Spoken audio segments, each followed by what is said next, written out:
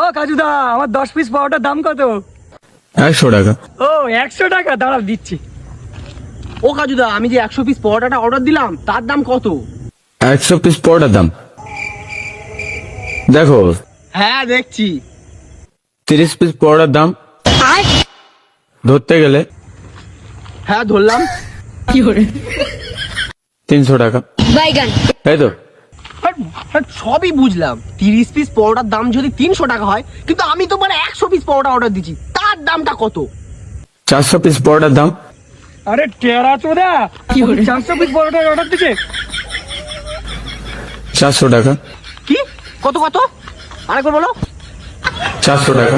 কি? তাহলে 500 পিস পরোটার দাম কত? 500 পিস পরোটার দাম 500 টাকা। কাজু তুই দাঁড়া, আমি বাড়ির থেকে গামলা লেসতেছি, আজকে 1 গামলা পরোটা নিয়ে যাবো।